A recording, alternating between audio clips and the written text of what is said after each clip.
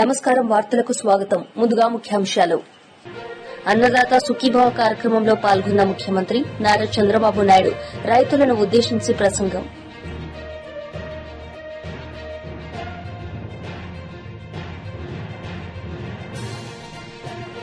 మాజీ మంత్రి హరీష్ రావు మీడియా సమావేశం, పలు అంశాలపై వివరణ.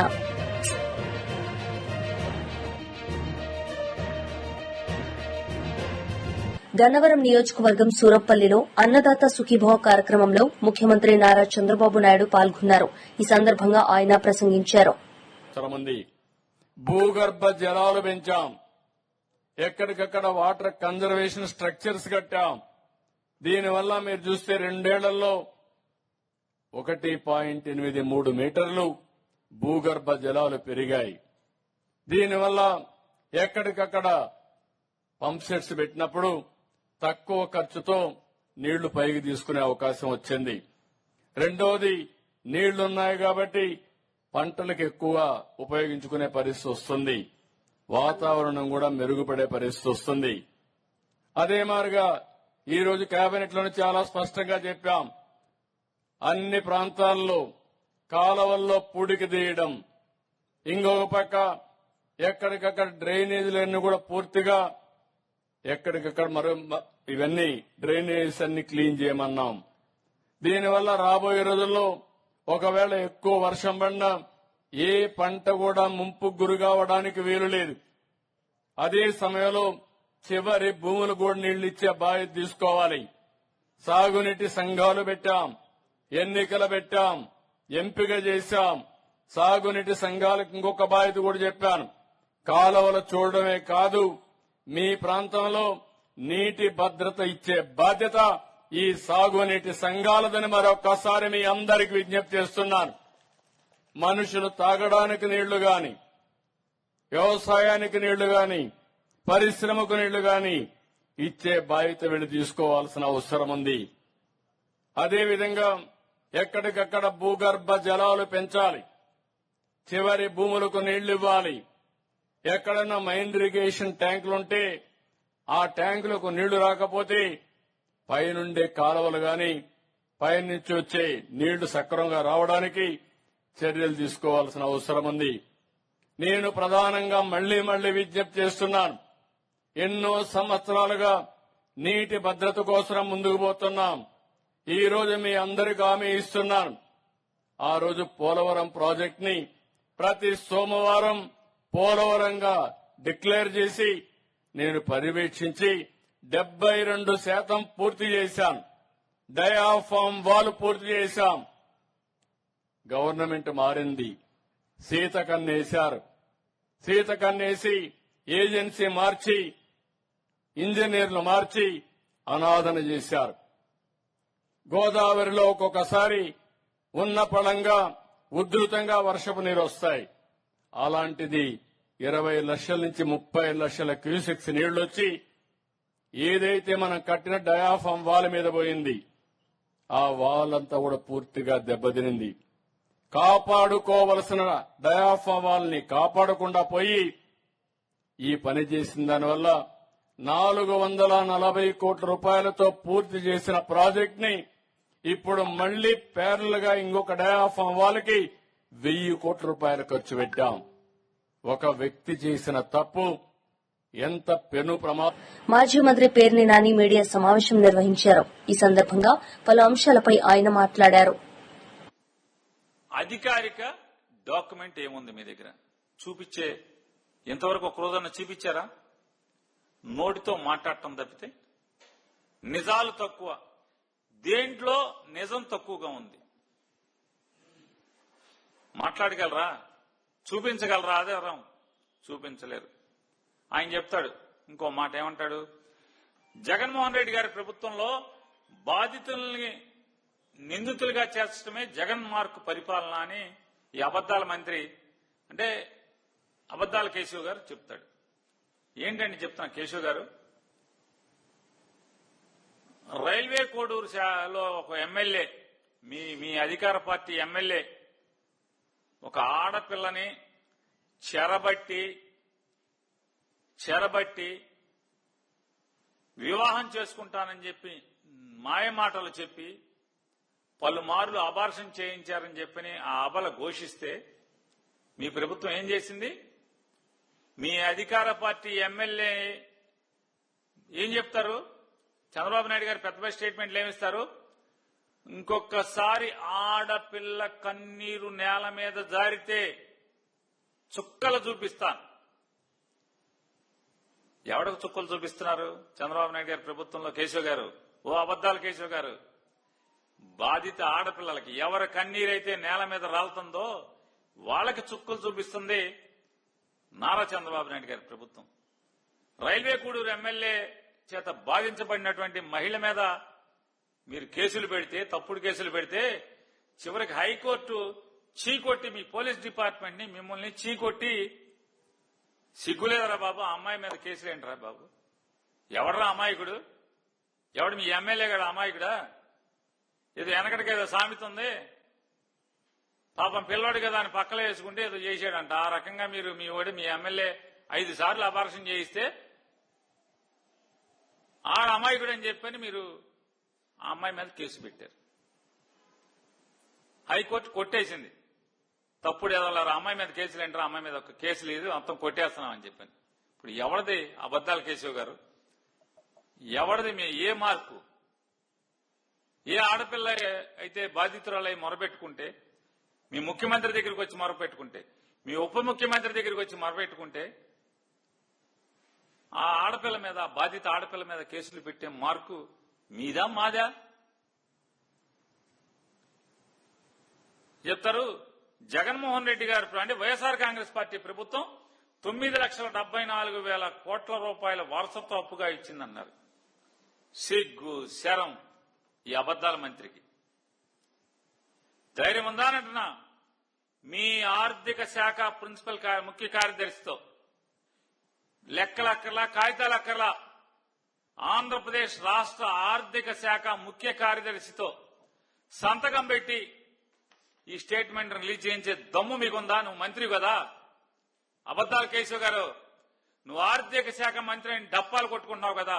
నిజంగా నీకు కలేజా ఉంటే నీ ప్రభుత్వానికి ఆంధ్రప్రదేశ్ రాష్ట్ర ఆర్థిక శాఖ ముఖ్య కార్యదర్శితో జగన్మోహన్ రెడ్డి గారి యొక్క వారసత్వ అప్పు అంటే జగన్ గారు చేసిన అప్పు 9,74,000 కోట్ల రూపాయలు అని చెప్పని అధికారికంగా సంతకం పెట్టి రిలీజ్ చేసే దమ్ముందా మీ ఆర్థిక శాఖ ముఖ్య కార్యదర్శి కంటున్నా? చేయించు నీ చేతనైతే. పెద్ద పోటుగాడి మంత్రి అని చెప్తున్నావు కదా మీరు. అబద్దాల కేశవ్ గారు, చేయించండి మీరు. ఇంకో మాట మీరు ఏం చెప్తారంటే, మీరందరూ కలిసి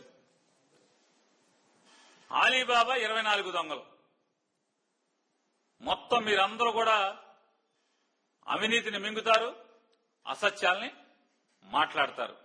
ఇట్లా బతికేస్తున్నారు మీరు మొత్తం మీ ఆలీబాబా 24 మంది కలిసి. అబద్దాల మంత్రి అబద్దాల కేశవ్ గారు చెప్తాడు, మేము చేసింది 1,05,000 కోట్లే. టీడీపీ లీడర్ ఆనంద సూర్య మీడియా సమావేశం నిర్వహించారు. ఈ సందర్భంగా ఆయన మాట్లాడారు. Planning to appoint new ruling bodies in 11 and 210 temples and increase the number of members in each ruling. All these are steps taken.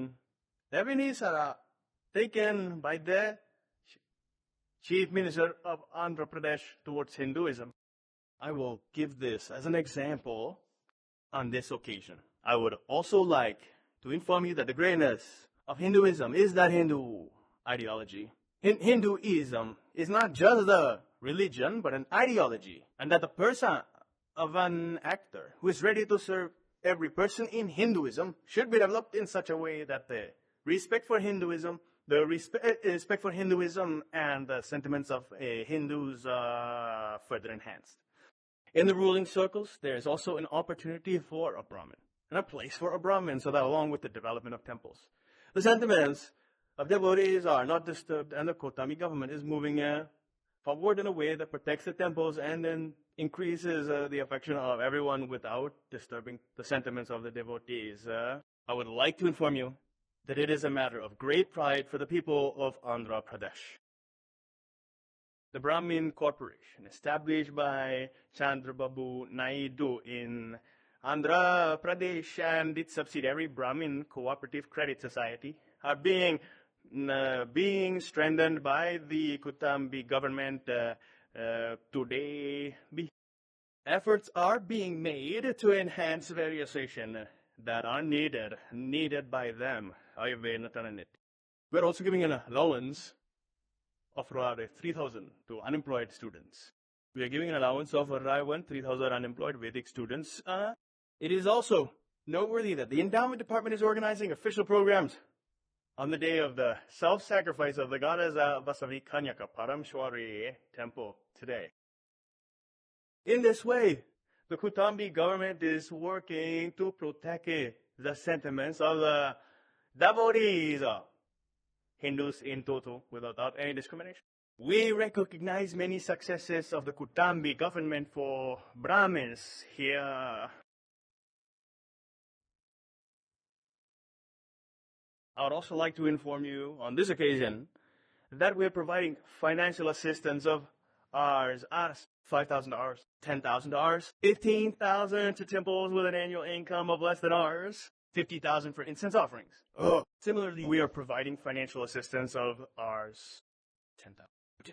The Hindu Dharma Protection Committee, HDPT, has been revived for the protection of the properties and inns of Hindu temples. Hodistu Shakum, I would like to inform you on this occasion that the government, or Nara Chandrababu Naidu, is taking forward its programs relentlessly and relentlessly with the speed of the Hindu Dharma protection movement. The government is also taking steps today to give full freedom to the Vedika Agama Shadaras in the respective temples and to take forward the Agamashwaratis and Noro Shastras that are needed there. I would like to inform you on this occasion that they are credit for reducing the influence of the Endowment Department day by day and giving the required freedom to the Agama Shastras in the temples belongs to Nara Chandrababu Naidu.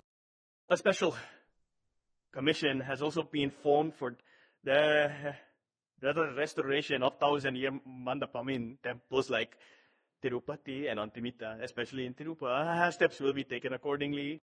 A special commission has also been formed on the attacks on temple priests during the previous government. The Labor Department has been instructed to identify the professions required wa'adi money cooks and the money. Appropriate steps have been taken by the Labor Department, and as mentioned earlier, the Brahmin Corporation Credit Society is being strengthened. I would like to inform you on this occasion that Chandrababu Naidu has increased the trust boards of all temples, including Tirupati, from 9 to 10 members to appoint a Brahmin as a member.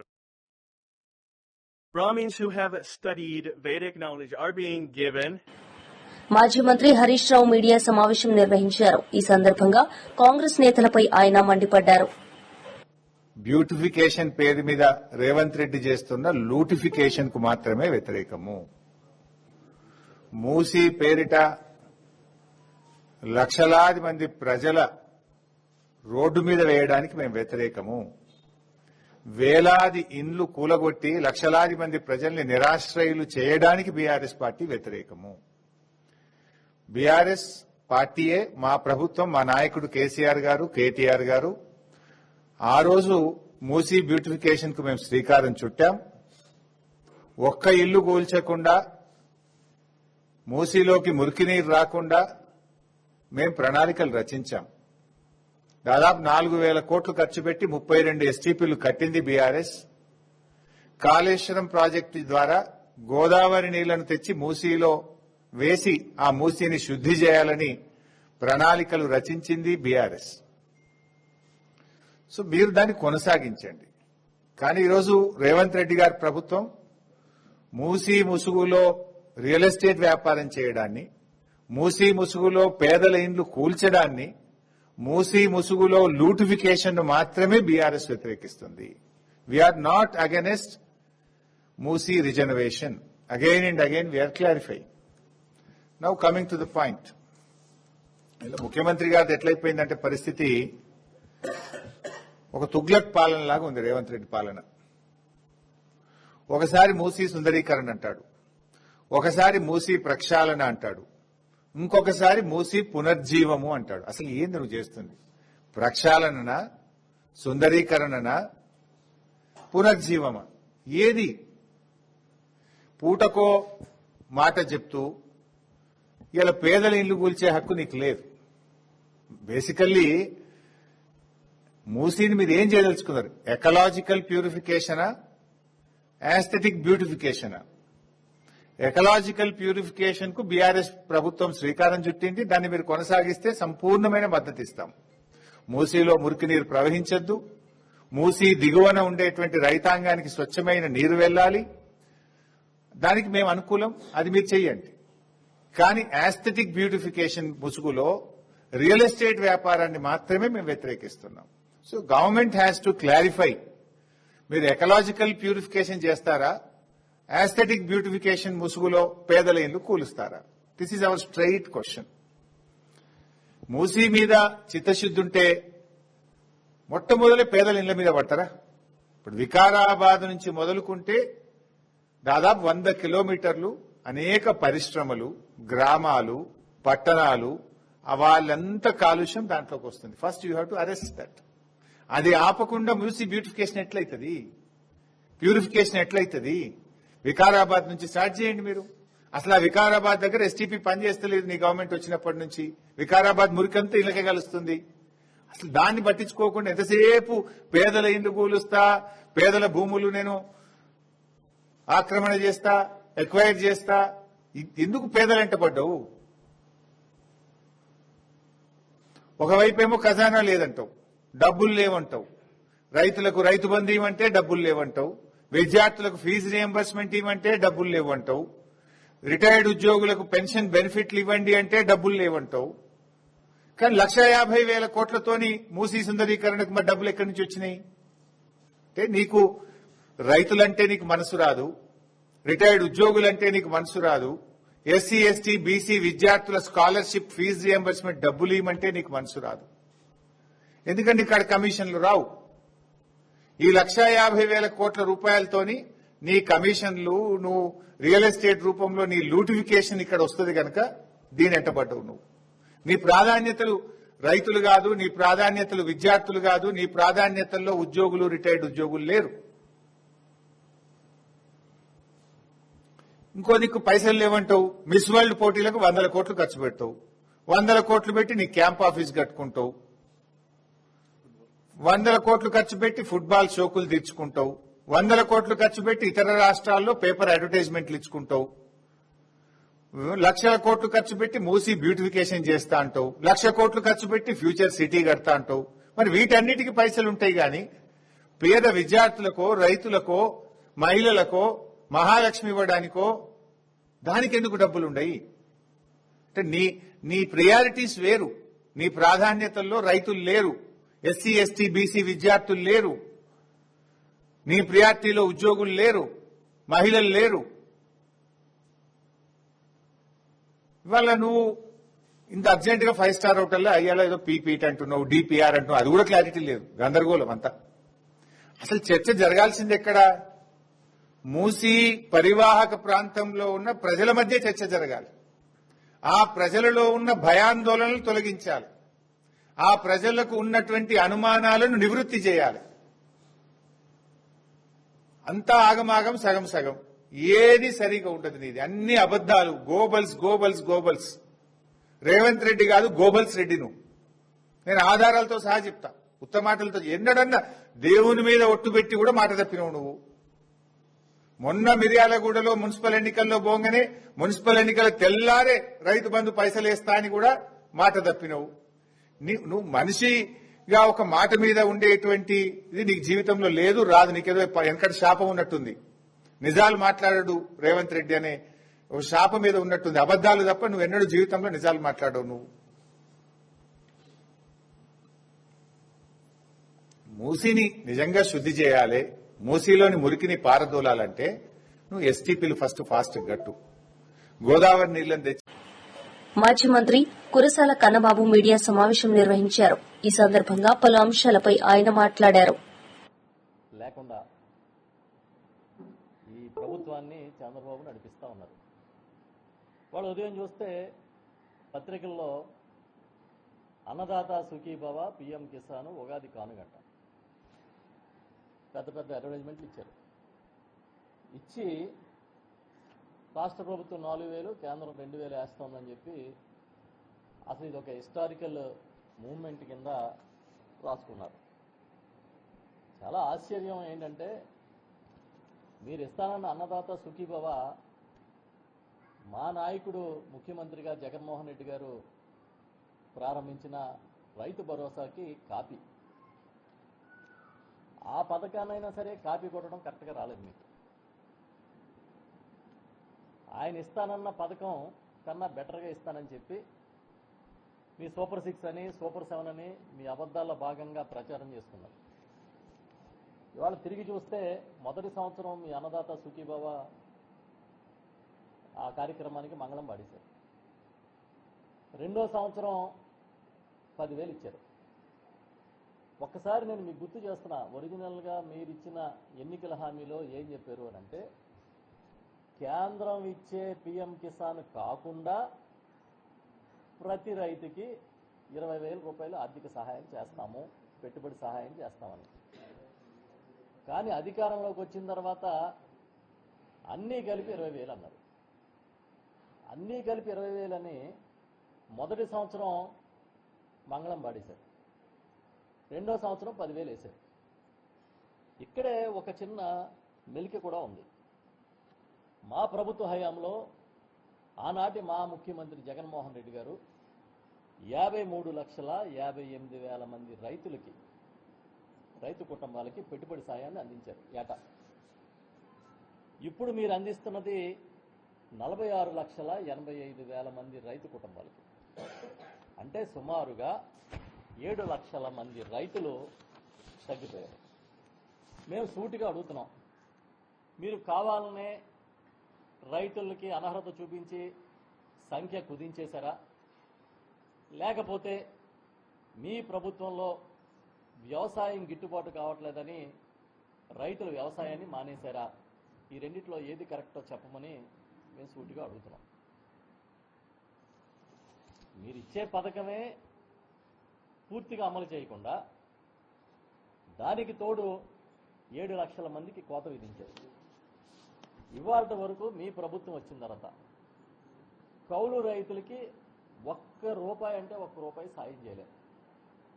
ఆనాడు మా ముఖ్యమంత్రిగా జగన్మోహన్ రెడ్డి గారు ప్రతి కౌలు రైతుకి కూడా SC, ST, BC, minority కౌలు రైతులకి పూర్తిగా ఆర్థిక సహాయాన్ని, పెట్టుబడి సహాయాన్ని అందించిన మాట నిజమా కాదా? సూటిగా అడుగుతున్నాం, చెప్పండి. మరి మీరెందుకు కౌలు రైతుల పట్ల అంత నిర్దయగా ఉన్నారు? వాళ్ళ పట్ల అంత కక్షపూరితంగా వ్యవహరిస్తున్నారు?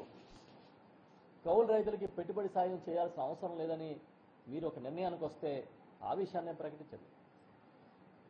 కానీ మీరేం చెప్పారు?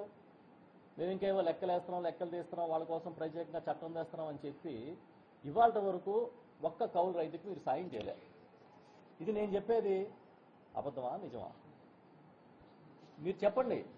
కౌలు రైతులకు ఎక్కడైనా మీరు ఒక పెట్టుబడి సాయం పలానా రైతుకి ఇచ్చామని చెప్పండి.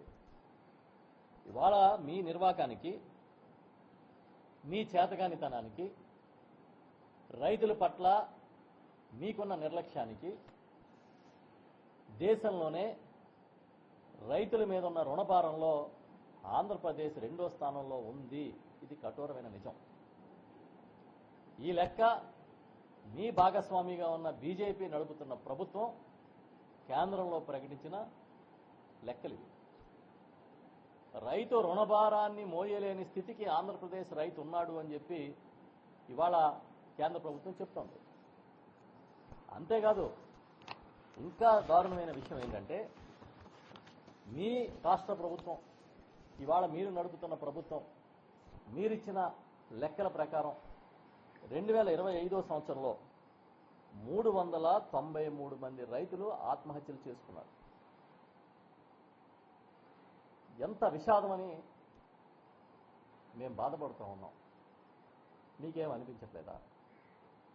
ఇవాళ 393 మంది రైతులు ఆత్మహత్యలు చేసుకోవడమే కాకుండా 2472 మంది రైతు కూలీలు కూడా ఆత్మహత్యలు చేసుకున్నారని మీ ప్రభుత్వమే ప్రకటించింది. అంటే సగటున ఒక రైతు కన్నా ఎక్కువ, సగటున 4 రైతు కూలీల కన్నా ఒక రోజుకి ఎక్కువ మంది ఆత్మహత్యలు చేసుకుంటున్నారు. ఇవి గణాంకాలు. ఆంధ్రప్రదేశ్లోని మీ కూటమి ప్రభుత్వం ఇచ్చిన గణాంకాలు ఇవి. కనీసం అసెంబ్లీ వేదిక మీద రైతు ఆత్మహత్యలు ఆపడానికి ప్రయత్నం చేస్తున్నామని కానీ, ఆత్మహత్యలు చేసుకున్న రైతులకి సాయం చేస్తున్నామని కానీ, లేదా ఆత్మహత్యలు చేసుకునే రైతులకి సాయం చేయడానికి బడ్జెట్లో ఇది పెట్టామని కానీ ఎందుకు మీరు చెప్పలేకపోయారని సూటిగా మేము ప్రశ్నిస్తున్నాం. వైఎస్ఆర్ పార్టీ తరఫున సమాధానం చెప్పండి. రైతుల కన్నీళ్లు మీకు కనిపించడం లేదా? రైతు కుటుంబాల మౌన రోదనలు మీకు వినిపించడం లేదా? పండించిన పంటలు గిట్టుబాటు ధరలు లేవు, మార్కెట్ ఇంటర్వెన్షన్ లేదు, కనీసం వాళ్ళని ఆదుకుందామనే ఆలోచన ఈ ప్రభుత్వానికి లేదు.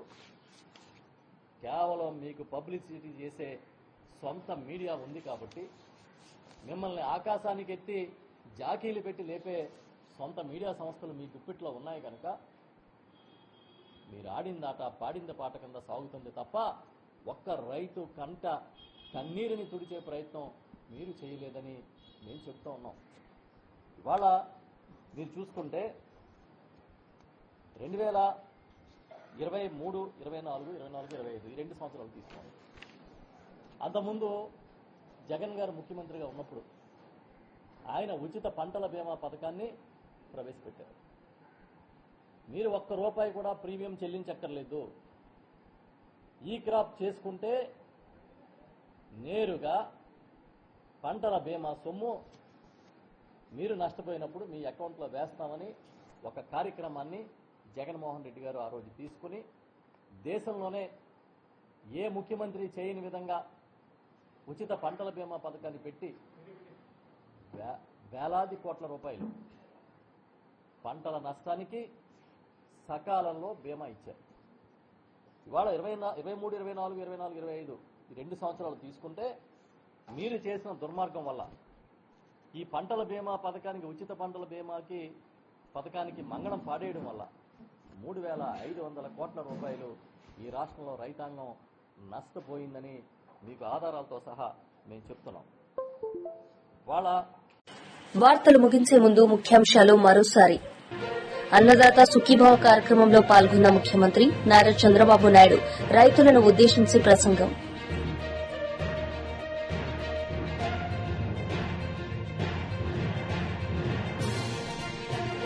మాజీ మంత్రి హరీష్ రావు మీడియా సమావేశం, పలు అంశాలపై వివరణ.